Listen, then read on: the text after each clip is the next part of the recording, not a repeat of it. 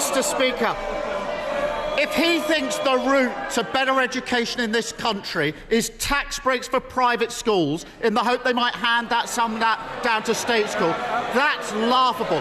Trickle-down education is nonsense. The Leader of the Opposition, Keir Starmer. Thank you, Mr. Speaker. May I join the Prime Minister in saying, well done, England, and I hope we can say that next week and the week after. Commiserations to Wales, so I'm sure we'll be back in the World Cup tournament before too long. And of course, Mr. Speaker, we mark that tomorrow is World AIDS Day. Mr. Speaker, Winchester College has a rowing club, a rifle club, an extensive art collection. They charge over £45,000 a year in fees. Why did he hand them nearly £6 million of taxpayers' money this year in what his Levelling Up Secretary calls egregious state support? Mr. Speaker, I'm pleased he wants to talk about schools, because we recently announced billions more funding for our schools. We're helping millions of the most disadvantaged children catch up with their lost learning. And we're driving up school standards, Mr. Speaker. But during COVID, he wanted to keep schools closed.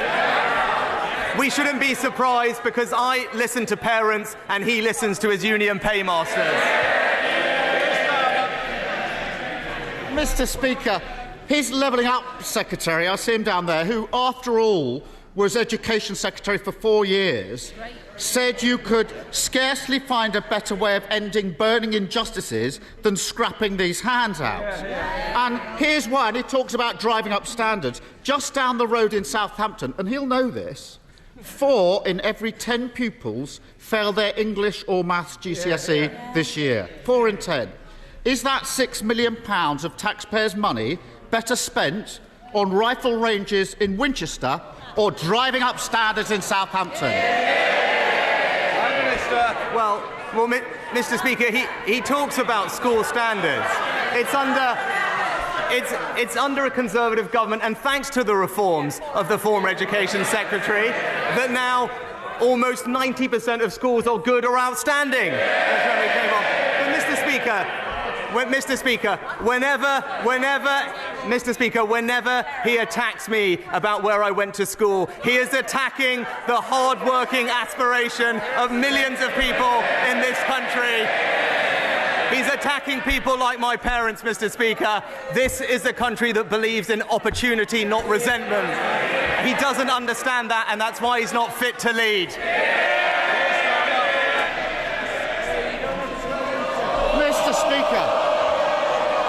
Mr. Speaker, if he thinks the route to better education in this country is tax breaks for private schools in the hope they might hand some of that down to state school, that's laughable.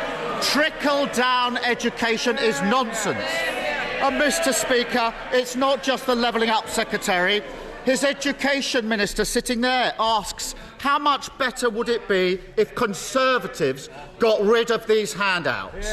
He talks about his record. It's simple. He can carry on being pushed around by the lobbyists, giving away £1.7 billion to private schools every year, or we can put that money to good use.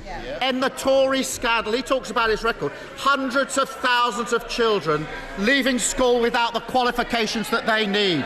I've made my choice. What's his? Prime Minister. Mr. Speaker, we're improving school standards for every pupil in this country. It's our reforms that are leading to us marching up the PISA league tables for reading, for writing, more good and outstanding schools, more investment in every single school. But he talks about choice. This is about supporting aspiration, Mr. Speaker, and that's what this government is proud to do. Mr. Speaker, he really does need to get out more. And he talks about aspiration. Mr. Speaker, they are killing off aspiration in this country, and it's not just education. Why is the dream of home ownership far more remote now than it was when his party came into power 12 years ago? Prime Minister. Well, Mr. Speaker, what have we done in those 12 years? The highest number of new homes started in 15 years. Largest number of first-time buyers in 20 years. He talked about 10 years ago. What do we inherit? The lowest level of house building in a century. Mr. Speaker, would you believe it?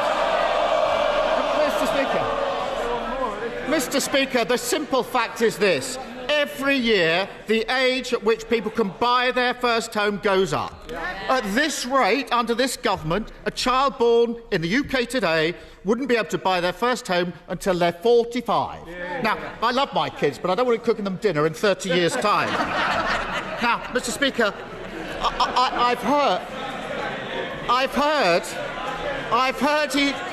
I've heard he's having a relaunch. Apparently, it's called Operation Get Tough. So how tough is he going to get with his backbenchers who are blocking the new homes this country so badly needs? Prime Minister! Mr. Speaker, we're delivering record numbers of new homes under this government. That's what we're doing. He talks about toughness, Mr. Speaker. He's too weak to stop dozens of his own MPs joining the picket lines. So what, if he wants to support those hard-working families and show some leadership, why doesn't he confirm right now that no Labour MPs are going to join those picket lines? Keir Starmer! Mr. Speaker, whichever way you slice it, it's always the same.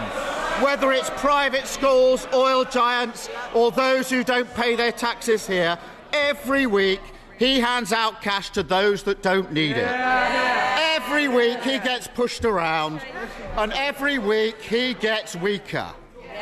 But I can help him with this one. He doesn't need to do another grubby deal. If he wants to defeat that amendment from his anti-growth backbenchers on national targets for housing, Labour will lend him the votes to do so. Country before party, that's the Labour way. Why doesn't he try it?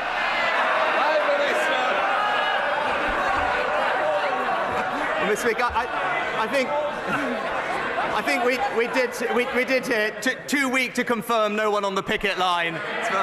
But Mr. Speaker, it's the same old Labour ideas: more debt, more inflation, more strikes, and more migration.